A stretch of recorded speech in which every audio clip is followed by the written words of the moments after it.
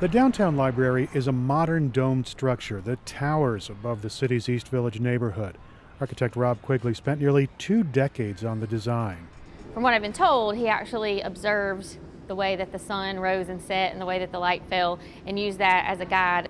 Jennifer Jenkins is a supervising librarian downtown. Several 3D printers. She says more goes on here than just carefully organizing and sharing the library's 1.2 million books.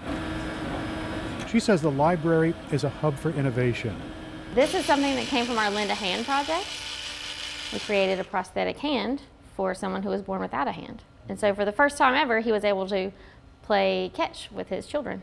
There are 400 computer terminals, meeting rooms, and lots of public artwork scattered throughout the building. And of course, there are places to read. Jenkins says the library is a foundation for the community. This is the place where people and ideas come together and where we can encounter those different ideas. But 9-story structures like this one are not what's lighting up the imagination of book lovers. More than 40,000 little free libraries have been built worldwide since 2009, and San Diego County has nearly 100 of them. So this is my little free library, number 2744, chartered by the Little Library Organization. And as you can see, it's pretty full right now. Stephanie Thompson has lived in this urban San Diego neighborhood for 15 years. Her little free library is perched on a post on a street near her house. The brightly decorated blue box boasts a tin roof.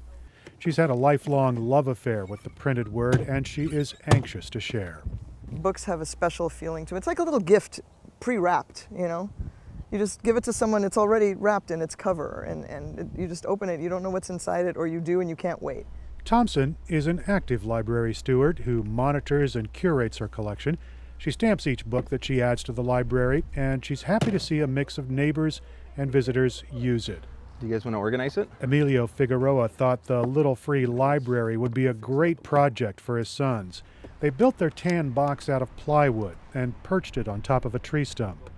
The boys are avid readers, and we can't get rid of books. We don't want to get rid of books, and the next best thing was to build a little library so they could share with the community. Figueroa says this little project has opened the door to their Point Loma neighborhood. When people stop to browse, he says it's easy to strike up a conversation.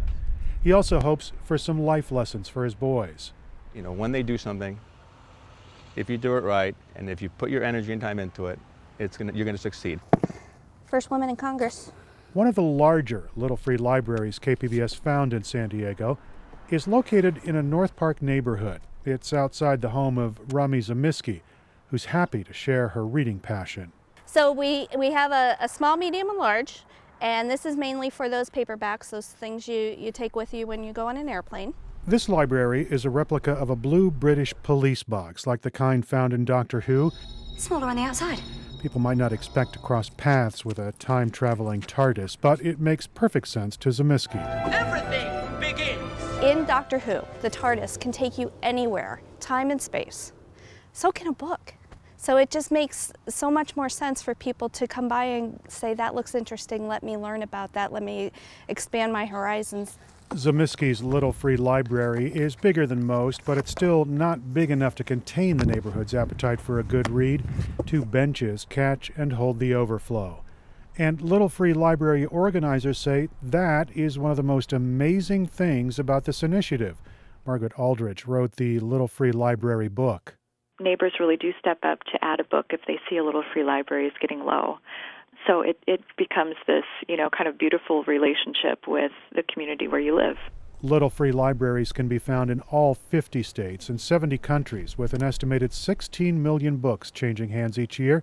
Organizers hope to have 100,000 registered free libraries in 2017. Erik Anderson, KPBS News.